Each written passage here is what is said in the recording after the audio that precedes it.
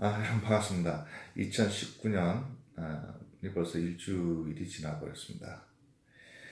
마이크 타이슨이 과거 선수 시절을 회고하면서 쓴 글이 있어요. 그 중에 이제 이런 말이 나옵니다. 모든 선수들은 얼굴을 이제 직역을 하자면 얻어 터질 때까지는 전술과 계획이 있다라는 말이 있습니다. 그래서 그 얘기는 뭐냐면은 자기가 원하는 전술과 계획이 아주 철저하게 짜여있지만 실전에 딱 들어갔을 경우는 사실 그렇게 되기가 굉장히 어렵다는 말이거든요. 운동선수가 한 얘기로는 치고는 굉장히 철학적인 얘기인 것 같습니다. 그래서 여러분들이 올해 이루고자 하는 여러 계획들이 다 이루어졌으면 좋겠습니다만 그 중에도 중요한 한두 가지는 꼭 이루는 2019년이 되기를 바랍니다. 오늘 갑자기 이렇게 찍게 된다면은 제가 굉장히 좀 나쁜 상황인데 유튜브를 보고 어떤 분이 이제 질문이 들어왔어요. 그래서 아마 한국에서 사시는 분 같은데 제가 한번 읽어보겠습니다. 안녕하세요 선생님. 좋은 하루 보내시길 바랍니다. 제가 특별 자산 펀드, 그러니까 스페셜 에셋 펀드에 대해서 상당히 관심이 많습니다. 기사도 읽어보고 여러모로 많은 지식을 얻기 위해 많은 노력을 하고 있습니다. 신한 BNP 파리바 자산운용에서 하는 특별 자산 펀드와 관련해서 설명을 좀 부탁드릴 수 있을까요?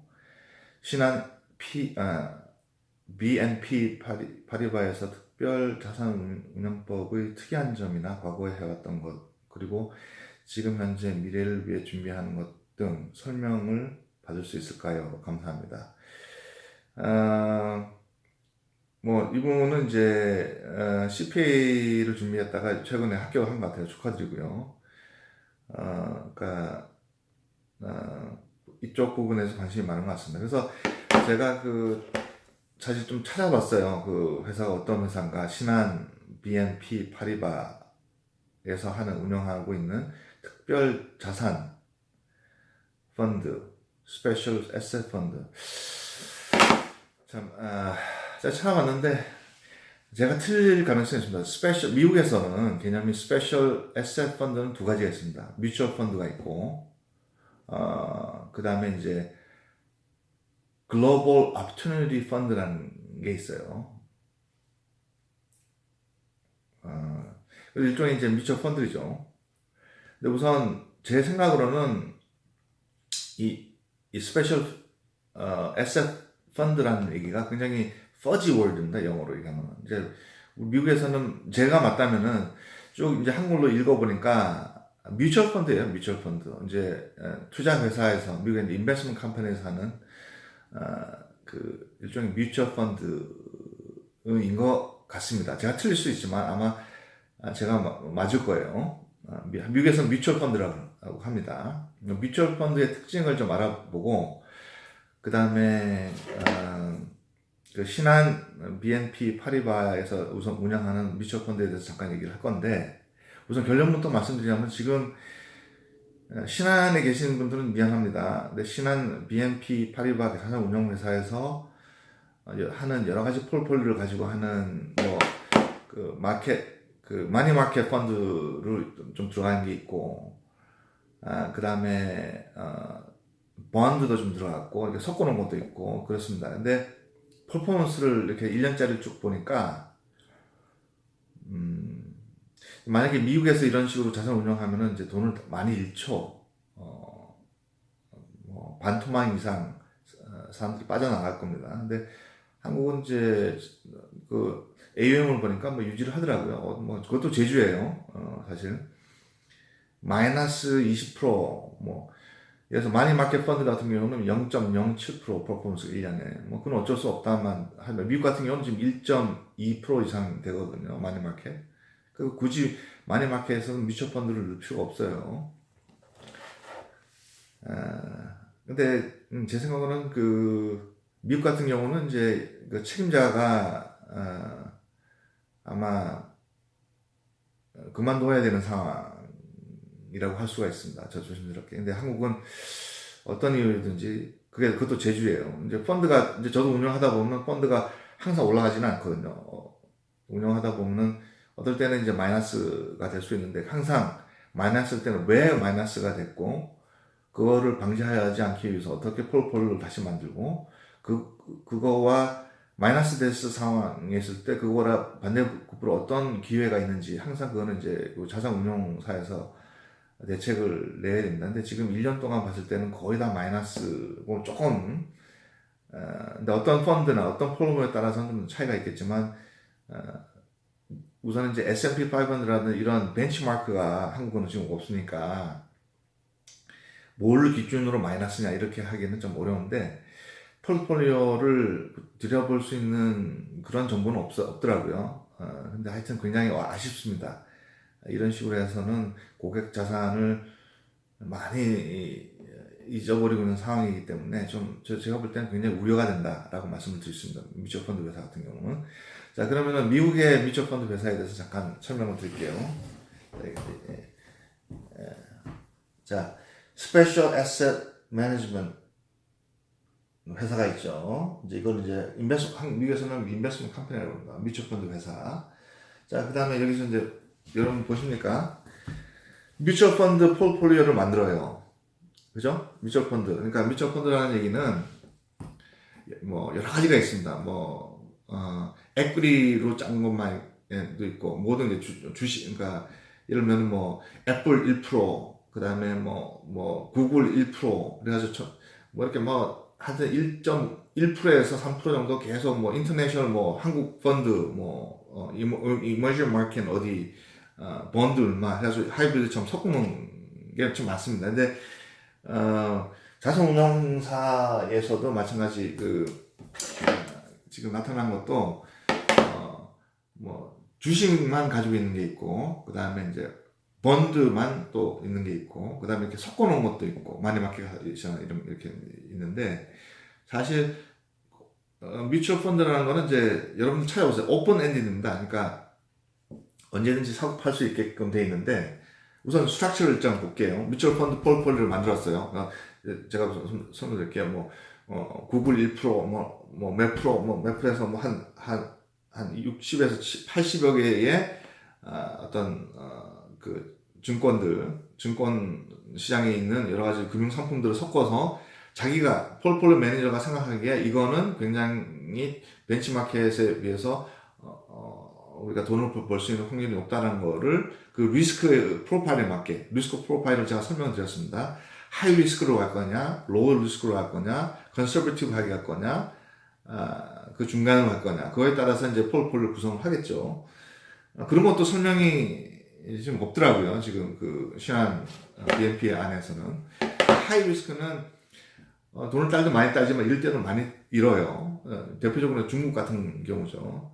근데 이 폴폴리오를 어떻게 운영하는지에 대한 어떤 구체적인 지침이 제가 물론 있겠지만 제가 짧은 시간에 다 인터넷에 있는 정보를 제가 수집할 수 없는 부분도 있지만 가장 중요한 거는 뮤추얼 펀드를 구성을 할 때 뮤추얼 펀드 안에 있는 폴폴리오가 어떠한 리스크를 가지는 거에 대해서 고객과 정확하게 커뮤니케이션이 되어야 됩니다. 그러니까 하이 리스크면은 만약에 15% 20% 올라간다는 확률도 있지만 그 이상으로 또 떨어질 가능성이 또 큰 거거든요. 그렇습니다. 그래서 이것만 설명하기도 지금 한 4-5시간만 해도 다 모자랍니다. 우선 그래서 물론 이제 맛배기로 한번 설명을 드릴게요. 폴폴 짭니다. 그러면 이제 이 폴폴리오에 짜기 위해서는 이제 투자가 필요하지 않습니까? 그래서 쉐어홀더가 있어요.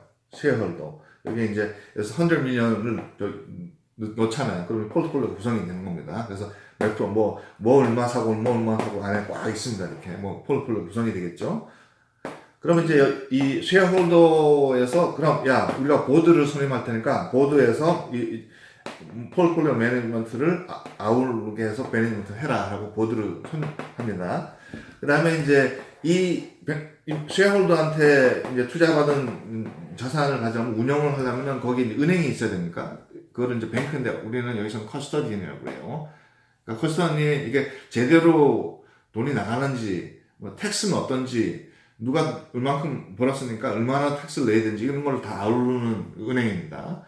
그다음에 이 은행에 이제 하고는 또 어떤 언더라이더라는 게 있어요. 언더라이더는 세일즈하고 마케팅하는 거야. 아, 우리 운용사에서 이런 스페셜 에셋 매니지먼트를 했으니까 좀 사셔. 해가지고 이제 뉴 인베스터를 이제 구성을 하는 거죠. 그래서 이제 펀드가 들어가는 겁니다. 계속. 그죠? 뭐 어떻게 돈을 나누고 이런 거에 대해서 오늘 설명을 드릴 시간이 없을 것 같아요. 그래서 이제 누가 이런 걸로 사느냐면 저희 같은 사람이 사는 거예요. 아, 이런 뮤추얼 펀드, 뮤추얼 펀드는 미국에서는 어떤 5자리 숫자로 됩니다. MDDVX다. 블랙락인데 대표적인 이제 에퀴티 펀드입니다. 그럼 이렇게 5자리 돼 있죠. 이 뮤추얼 펀드의 티커 넘버가 되겠습니다. 뮤추얼 펀드 같은 X로 많이 끝납니다. 이런 것 같은 5년간 폴리오가 어떻게 변하고 왔는지 이걸 구성을 해서 이게 고객 저희 같은 사람이 이게 고객의 그 리스크 프로파일이나 이게 원하는 거하고 인생의 어떤 스트럭처 파이낸셜 스트럭처 상으로 이걸 사야 되는 것이 맞느냐 하는 거를 봐서 이렇게 맞다 해서 동의가 됐을 때 사는 거거든요.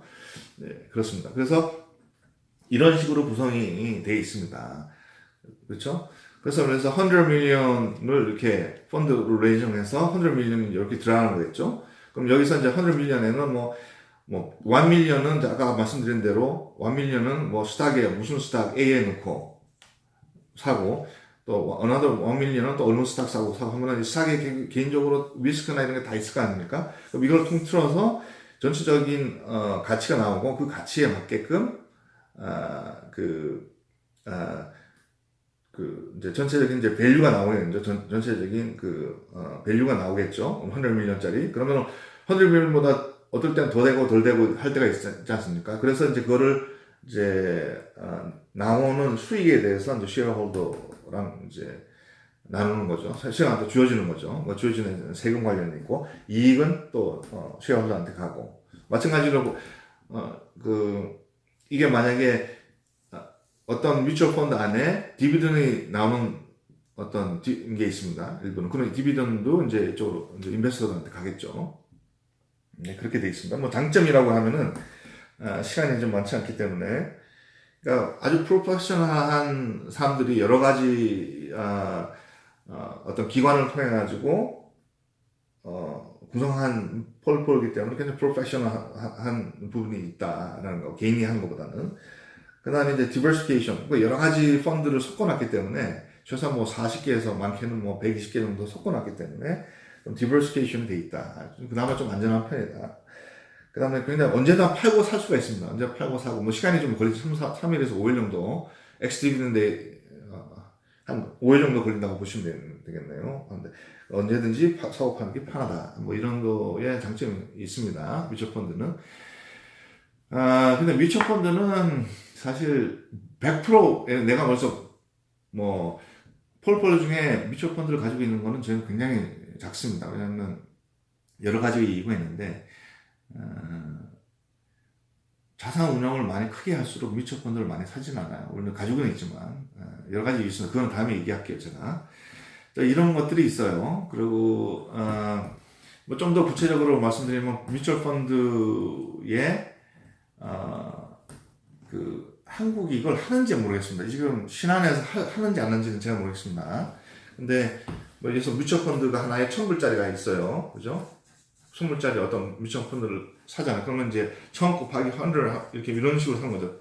다우존 쉐어 같은 걸 삽니다. 그죠? 그러면은 이 폴폴리오 구성이 리스크가 어떻게 되는지 아까 알아냈죠. 첫 번째 리스크.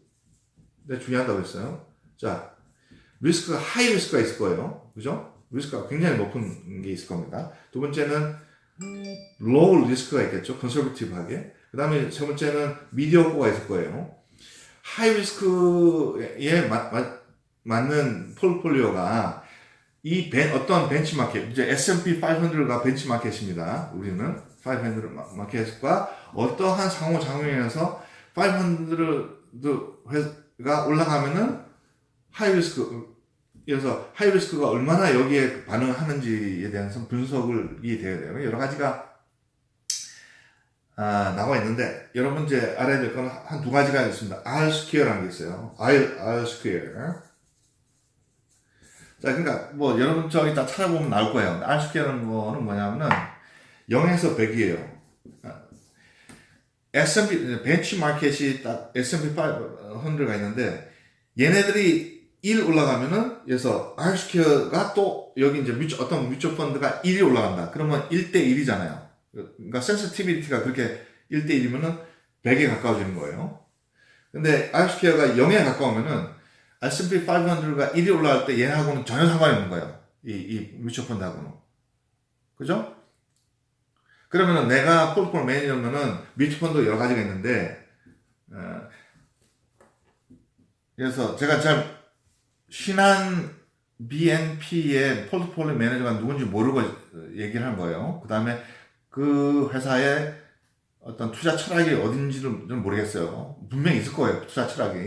하지만 어떤 거는 S&P 500에 R-square가 100짜리가 있어야 되고, 어떤 거는 0짜리가 있어야 되잖아요. 다. 그래서 주식값이 전체적 주식시장이 올라가면은 얘네들도 올라가는 뮤추얼 펀드 있어야 되겠지만, 내려가는 뮤추얼 펀드도 있어야 되거든요. 다시 뮤추얼 펀드가 S&P 500 또는 주식시장, 한국의 주가 전체적인 주식시장이 내려간다면은 이 폴폴 하나는 어떤 건 올라가는 게 있어야 됩니다. 구성을 하려면요. 근데 지금 여러 가지 좀 폴폴리오 1년간 어떠한 수익률을 내나 봤을 때, 마니마켓, MMF 빼놓고는 거의 다 마이너스로 평가가 됩니다. 익스펜스 레이시오 다 빼면은. 그러면은 그거는 좋은 폴폴리오가 아니지 않겠느냐라고 조심스럽게 제가 판단이 들어요. 내가 그 회사 가가지고 뭐 그 사장이나 그 운영하는 책임자하고 얘기하기 전까지는, 뭐 저하고 만약에 한국에 제가 몇 번 가봤는데 그냥 거꾸로 해요. 거꾸로 하더라고요. 그러니까 미국 기점에서 보면은 참 이거 말이 안 되는 게 많아요. 한국에 지금 운영하는 실태가. 굉장히 저를 싫어할 수도 있습니다. 이런 말씀 드리게 되면. 근데 내 돈이 아니잖아요. 내가 내 돈으로 인베스트먼트를 해가지고, 그죠? 돈을 잃을 수도 있고, 딸 수도 있어요. 근데 이제 특히 이런 거는,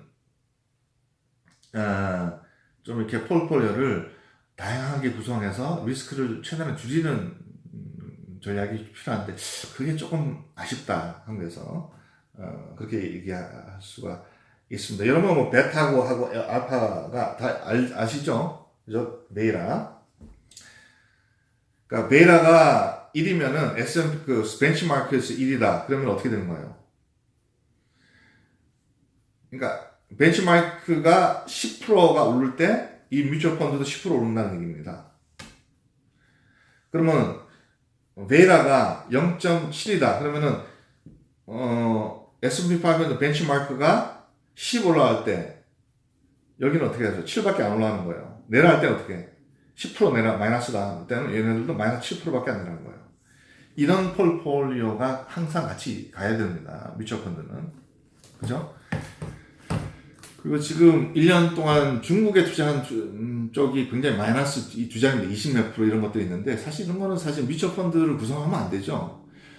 미국에서 뮤추얼 펀드는 이제 해외로 투자하는 두 가지겠습니다. 하나는 글로벌, 앞트리, 그래서 오펜하이머 이런 거 본드를 많이 하는 거 하지 않습니까? 한국에 나가 있는 걸 알고 있어요. 블랙락, 세계에서 가장 큰 그 본드 그 투자 회사죠. 나갈 때는 글로벌이 있고 인터내셔널이 있어요. 글로벌은 미국을 제외하고 해외 투자하는 폴폴을 가지고 있는 걸 얘기하고, 인터내셔널은 미국을 포함해서 해외 거를 같이 이제 동시에 가지고 있는 건데, 미국에서 볼 때는 다른 나라에 투자하는 유럽을 포함해서 리스크가 높다고 평가를 합니다. 굉장히 리스크가 높은 거예요. 그러니까 우리가 생각하기에 리스크가 높은 지역이 이머징 마켓입니다. 이머징 마켓이라는 얘기는 싱가포르, 중국, 그 다음에 인도네시아, 필리핀, 한국이 다 포함이 돼 있어요. 이머징 마켓이라고 해요. 한국이 굉장히 리스크가 높은 나라예요. 투자하기에. 뮤추얼펀드 상황에서 볼 때는. 그러니까 한국에서 무슨 폴폴리오 짜기에는 미국 시장에서 보면 굉장히 리스크가 큰 거예요. 뮤추얼펀드를 만들어서 파는 자체가. 왜냐면 인포메이션의 한계가 있죠. 그 다음에 그 같은 문화권인 뭐 중국이라든지 동남아에 투자할 가능성이 크기 때문에 거기는 더 높은 거예요. 사실. 그 다음에 이제 선진 그 일본이라든지 유럽이 되는 거죠. 서유럽 쪽 국가가 되는 거죠. 리스크가 조금 그거보다는 적은 게. 하여튼 해외에서 갈 때는 이머징 마켓이 가장 리스크가 커요. 그래서 뮤추얼 펀드를 봤을 때 이머징 마켓을 하면 저희가 다 제외합니다. 우선은. 미국에서 볼 때는요. 한국이 그만큼 아직까지는 뭐 뮤추얼 펀드를 짜가지고 자기네들이 뭔가를 하기에는 조금 제 생각으로는 아직 좀 미숙한 부분이 있고 한 10년 이상은 좀 지나야 된다. 그리고 미국 전문가가 없어요. 사실 저는 뮤추얼펀드까지 가면서 스탁만 하나도 년 5에서 7% 정도는 가능하거든요. 큰 자산일수록. 뭐 AT&T만 하더라도 뭡니까 그 디비던이 5%이에요. 5%. 그죠? AT&T를 보세요. 마켓의 상한가와 하한가가 그렇게 차이가 나나. 좀 답답한 부분이 있어요. 이게 미국 전문가가 한국에 좀 있어서 미국에 많은 투자가 돼야 됩니다. 왜냐면 이게 세이프가드, 미국이라는 나라가 워낙 제일 안전한 나라입니다, 사실. 한국에서 봐서도, 어느 나라에 봐서도 미국처럼 투자 안전한 나라는 없습니다. 자, 그런 게 되는 거죠. 이게 두서없이 설명을 했네요. 그 다음에 샤프 레이시오라는 걸 찾아보세요. 샤프 레이시오. 이거는 리스크를 제외한, 실질적으로는 리스크를 제외한 실질적인 리턴이 어떻게 되는가를 찾아내는 건데, 사실 제 생각에는 별 의미는 없습니다. 미국을 포함해서. 그 다음에 이 뮤추얼 펀드가 돌아가는 거예요. 이렇게 해서. 그 다음에 스페셜 에셋 매니지먼트 컴퍼니라고 해서, 뮤추얼 펀드 회사도 그렇게 얘기하지만, 프라이빗 에퀴티, PE도 스페셜 에셋 매니지먼트 회사거든요. 그러니까 PE는 제가 설명을 드린 것 같아요. 한국 PE는 뭐 제가 볼 때 98% 이상이 부동산 투자이기 때문에 뭐 의미가 없고, 저한테는. 미국은 그렇진 않습니다. 하이브리드가 많기 때문에. 만약에 제가 그 자산운용회사에, 지금 질문하시는 분, 저 성함을 말씀드려도 되나 모르겠습니다. 하여튼 뭐 인터넷에 올라와 있으니까 성함을 말씀을 드려도 큰 문제가 없겠죠. 저도 뭐 두서없이 얘기하니까 뭐 여기가 뭐 중요한 것도 아니고. 근데 중요한 거는 뭐 제가 크게 잘난 사람은 아닙니다만 이런 투자나 이런 주식 증권에 대해서 이렇게 한국말로 이렇게 소개하는 데는 제가 찾아볼 필요가 없어요. 뭐 이론만 설명하고 뭐 이상한 얘기만 하는 것 같은데, 그래서 좀 답답해가지고 좀 말씀을 드리는 겁니다. 미국 전문가가 이제 나와야 되지 않습니까? 그죠? 저는 이제 올드 보이니까 새로 분들이 조금 한국에 이런 것들이 좀 고쳐져야 되겠다. 여러분들이 할 때는 그죠? 그리고 철저하게 이기는 놈이 올라가야 돼요. 누가 무슨 지분을, 특히 이런 매니지먼트 컴퍼니는 돈을 버는 놈이 올라가야 됩니다. 누가 하여튼 사장이 누가 되냐면 제일 퍼포먼스가 높은 사람이 사장이 돼야 돼요. 특히 이쪽 자산운용사는. 알겠습니까? 학벌 한 쓸데없습니다. 예? 여러분. 뭐 지방에 있고 이거 전혀 문제가 아니에요. 무슨 서울대 할아버지가 나오고 돈 잃으면 끝나는 거예요. 아시겠습니까? 하버드대 아무리 해도 고액돈 잃어버리면 끝나는 겁니다. 잃어버릴 수도 있어요. 제가 얘기하는 거는 폴폴리오를 몇 년째 계속 수강하는 친구들이 있어요. 어떨 때는 잃을 때도 있고, 어떨 때는 딸 때도 있는데, 그거에 대해서 맞춰서 자기가 이런 방어라든지, 자산을 운영하는 방어라든지 이런 그런 대책이 나와야 되는데, 모르면 끝나는 거죠. 계속 그렇게 한번 잃으면 계속 그래서 마이너스 20%를 올해 잃었다. 그럼 내년에 그거를 회복하는 데는 2배, 3배의 노력이 필요하고, 그죠? 지금 있는 폴폴리오를 계속 가지고 있으면 또 떨어지거든요. 그러니까 이 실전에서 폴폴리오 운영을 잘하는 사람들을 위해서 디시전 메이커가 돼야 된다. 그거는 좀 확실히 말씀드릴 수가 있습니다. 오늘 시간이 없으니까 여기까지만 하겠습니다.